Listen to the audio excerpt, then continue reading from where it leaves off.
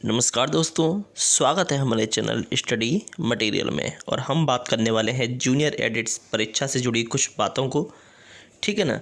और इसमें हम बात करेंगे कि पीएनपी ने क्या नोटिस निकाला है और कब तक ये भर्ती पूरी होगी और मेरिट लिस्ट के लिए आवेदन कब से शुरू होंगे, ठीक है ना। तो सारी बातें इस वीडियो के माध्यम से की जाएंगी। तो दोस्तों, वीडियो को बिल्कुल भी आप स्किप ना करें। आप वीडियो स्किप करते हैं तो कुछ जानकारियाँ जो हैं, जो मैं लास्ट में बताता हूँ, वो आपकी छूट जाती हैं, ठीक है ना। मैं बीच बीच में जानकारी बताता रहता हूँ, तो आप स्टार्टिंग में देख के बंद कर देते हैं, तो इस वजह से आपकी कुछ जानकारियाँ अधूरी रह जाती हैं, जिससे आपको पूरी न्यूज़ नहीं मिल पाती। देखिए दोस्तों, जूनियर एडिट परीक्षा के बारे में आज हमने जानकारी प्राप्त की और पीएनपी के बारे में भी जानकारी प्राप्त करने की कोशिश की। अब पीएनपी के बारे में जानकारी ये मिली है दोस्तों कि पीएनपी ने जो आपकी भर्ती प्रक्रिया है अभी एकदम स्टॉप कर रखी है, ठीक है ना। एकदम स्टॉप कर रखी है आपकी भर्ती प्रक्रिया। क्यों कर रखी है, किस वजह से कर रखी है, ये उन्होंने क्लियर नहीं किया। मैंने जानकारी के थ्रू वहाँ से पूछवाया तो वहाँ से यही जवाब आया कि आप थोड़ा वेट करिए, यानी आपकी जो पीएनपी प्रोसेस है न तो आपके विवादों में है। उन्होंने बस यही कहा कि आपकी भर्ती रुकेगी नहीं, यानी आपकी भर्ती जो है रद्द नहीं होगी। अब देखिए, उनसे दूसरा सवाल पूछा गया कि मेरिट लिस्ट के लिए आवेदन कब हो सकते हैं शुरू। तो जवाब था कि मेरिट लिस्ट के लिए आवेदन आप वेट करिए, ठीक है ना। जैसे ही शुरू होंगे आपको नोटिफाई कर दिया जाएगा। अब आपके मन में सवाल था कि पीएनपी ने आपका रिजल्ट रोक रखा है। तो दोस्तों, उनका कहना है कि हमने कोई रिजल्ट नहीं रोक रखा, आपका रिजल्ट आगे क्लियर हो चुका है, ठीक है ना। तो उनका यही कहना है कि आपके आगे रिजल्ट जो है वो क्लियर हो चुका है, तो आप टेंशन ना लें।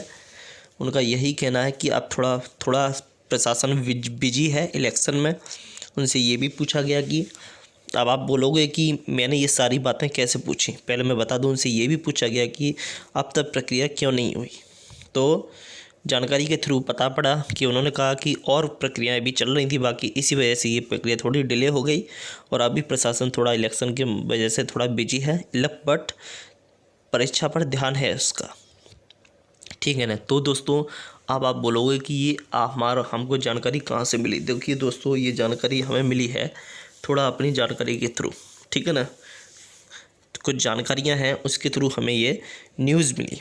तो आपको टेंशन लेने की ज़रूरत नहीं है। ये भर्ती आपकी विवादों में फंसने वाली नहीं है, ये भर्ती आपकी रद्द होने वाली नहीं है। क्यों? क्योंकि दोस्तों, ना तो ये कोर्ट में है ना ही विवादों में है। तो दोस्तों, इसका कोई चांस ही नहीं बनता इसका बिल्कुल, क्या कहते हैं, उससे रद्द होने का। लोगों के मन में डाउट है कि इलेक्शन ख़त्म हो जाएंगे तो नई सरकार भर्ती कराएगी या नहीं कराएगी। दोस्तों, ये सवाल मन में मेरे भी आता है कि सरकार जब चेंज होती है तो क्या होता है, पुरानी भर्ती रद्द कर देती है, ठीक है। तो दोस्तों, बट इसमें ऐसा कुछ भी नहीं होने वाला। आपकी ये भर्ती रद्द नहीं होगी, क्योंकि ये भर्ती जो है फाइनल जो है टॉप पर रुकी हुई है, ठीक है ना। और ये इसे पूरी ही करानी है। हो सकता है बीजेपी ने इसलिए रोक दिया हो या प्रशासन ने इसलिए रोक दी हो कि इसमें सीटों की संख्या ऐड करी जा रही हो, या ठीक है ना।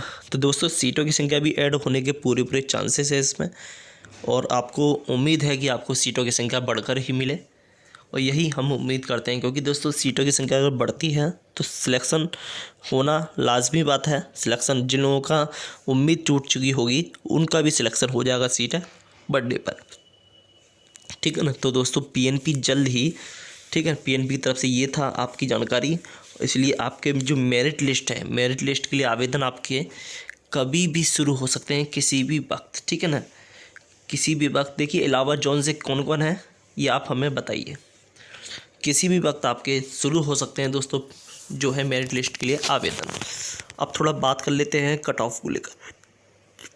कट ऑफ को लेकर हम बात करेंगे दोस्तों। देखिए, अब भी 15 से 4 सीटें हैं। तो हम हिंदी की बात करते हैं तो हिंदी में जनरल जो है 15 से 4 में, तो आप इसमें हिंदी में जनरल में 72 प्लस ही मानिए, उससे नीचे आप उम्मीद ना रख करें, ठीक है ना, हिंदी में। और अगर हिंदी में फिर इसके बाद ओबीसी और ईडब्ल्यूएस सेम ही मानिए, ये भी 271 से नीचे आप उम्मीद ना करें। एससी में 70 हिंदी में और एसटी में 69, ठीक है ना। पीएच कैंडिडेट जो है वो 66 आप मानिए हिंदी में। ये आपकी कैटेगरी रहेगी बिना वे सीट बढ़े 1504 पर, ठीक है ना। तो इसी हिसाब से दोस्तों सारे एग्ज़ाम जो सारी सब्जेक्ट हैं उस पर भी फ़र्क पड़ेगा। जैसे अगर आप लेंगे मैथ एंड साइंस का, मैथ एंड साइंस में आप जनरल पर लेंगे तो जनरल में दोस्तों मैथ एंड साइंस में आप 71 मानिए, ठीक है ना, 71 मानिए।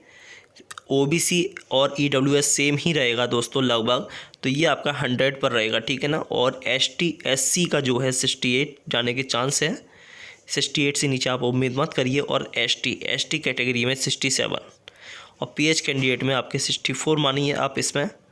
तो ये है आपकी 1504 सीटों पर ही कट ऑफ, ठीक है ना। और दोस्तों सीटें बढ़ती हैं तो क्या फ़र्क पड़ेगा ये मैं आपको बता दूं। देखिए सीटें बढ़ती हैं तो ये फ़र्क पड़ेगा, जैसे पहले और सब्जेक्ट ही देख लेते हैं हम, पूरा ध्यान से सुनना, ठीक है ना। इसके बाद मैं कुछ और जानकारियाँ देने वाला हूँ। तो पहले इसकी कट ऑफ की बात करते हैं। देखिए एसएसटी की अगर हम बात करें, एसएसटी की जो कट ऑफ है, ठीक है ना, बिना सीट बढ़े वो जाएगी आपकी 73 जाएगी दोस्तों एसएसटी की जनरल की। और ओबीसी ईडब्ल्यूएस, ओबीसी की इसमें जाएगी दोस्तों 71 और ईडब्ल्यूएस की 72, ठीक है ना। एससी की आप 70 मानिए, 70 से 71 आप एससी की मानिए और 67 आप एसटी की। पीएच की भी इतनी ही लगभग होगी 65 इसमें एसएसटी की। अब बात करते हैं संस्कृत की। संस्कृत में आप 100, संस्कृत में जो गुणांक है वो 72, ओबीसी ईडब्ल्यूएस आपका 70 रहेगा संस्कृत में, ठीक है। एससी आपका 67 और कितना रहेगा, एसटी भी आपका 66, ठीक है ना। पीएच में आप 64 और लास्ट में बचता है क्या, संस्कृत। नहीं आपको संस्कृत मैंने बता दिया। तो दोस्तों ये सारी प्रोसेस जो है, ठीक है ना, ये सारी प्रोसेस जो है, आप देखिए ये सीटें जो कट ऑफ आपने देखी, सॉरी थोड़ा म्यूट हो गया था। ये कट ऑफ जो आपने देखी ये बिना सीटें बढ़े हैं, ठीक है ना। अगर सीटें बढ़ती हैं दोस्तों 6000 बढ़ेंगी और 1504 पहले से सीटें हैं तो आपकी 7500 सीटें हो जाएंगी। सीटें बढ़ने पर आपकी कट ऑफ कितनी होगी, जैसे एक आइडिया दे दूं आपको। जैसे आपकी कट ऑफ जानी है हिंदी की 72 से नीचे आप उम्मीद मत करिए। अगर सीटें बढ़ जाती हैं तो जनरल की जो 72 जाने वाली थी वो अब 66 चली जाएगी। इतना असर जाने वाला है उस पर कैटेगरी पर, ठीक है ना। एससी की तो आप 60 मानिए, एससी की इतना 60 पर पहुंचने के पूरे चांस है इसमें, किसमें, जैसे ही सीटों की संख्या बढ़ती है। तो दोस्तों कुल मिलाकर आपकी जो है मेरिट लिस्ट के लिए आवेदन देखिए शुरू होने वाले हैं, कभी भी आपके शुरू हो सकते हैं। आपसे मैं बार बार कह रहा हूं कि आप अपने सिर्फ डॉक्यूमेंट तैयार रखिए। डॉक्यूमेंट में आपकी कोई मिस्टेक नहीं होनी चाहिए। ऐसा ना हो कि आपकी प्रक्रिया चालू हो जाए और आपके डॉक्यूमेंट में कोई गलती हो तो बाद में आप रिजेक्ट हो।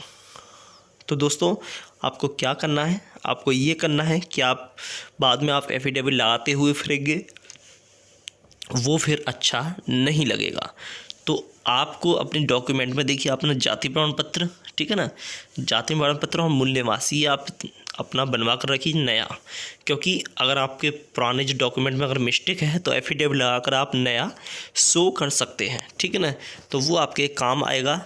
तो इस हिसाब से आपको नया जाति प्रमाण पत्र और जो है निवास प्रमाण पत्र, और देखिए सबसे बड़ी मिस्टेक होती है नाम की। नाम में मिस्टेक नहीं होनी चाहिए, नाम की मिस्टेक दोस्तों मानी नहीं जाएगी, ध्यान रखना। फिर उसके लिए आप एफिडेविट लगाते रहोगे, फिर वो भी आप अच्छा नहीं, कितने एफिडेविट लगाओगे गलती के लिए। तो आपको ये सब गलतियां ध्यान में रखते हुए आपको सारे करेक्शन सही ही कराने हैं, ठीक है ना। और दोस्तों और भी एग्ज़ाम फॉर्म है वो भी आप फिल कर दीजिए, जैसे राजस्थान का है, आर्मी टीचर का है और एनवीएस का है, ठीक है ना। उन्हें भी आप फिल कर दें टाइम से तो बेटर रहेगा। तो दोस्तों उम्मीद करता हूँ कि आपको वीडियो समझ में आई हो। अगर वीडियो अच्छी लगी हो तो इसे लाइक और शेयर दोस्तों ज़रूर करें, शेयर सबसे ज़्यादा करें वीडियो को। और अगर आप चैनल पर नए हैं और यहाँ पर आपने हमारे चैनल को सब्सक्राइब नहीं किया है तो हमारे चैनल को जल्दी से सब्सक्राइब कर लें दोस्तों, और बेल आइकन को जो बटन दे रखा है घंटी का उसे भी क्लिक कर दें, जिससे हमारी आगे आने वाली वीडियो का नोटिफिकेशन आपको सबसे पहले प्राप्त हो जाए। तो दोस्तों आज की वीडियो में बस इतना ही। आज के लिए धन्यवाद। जय हिंद।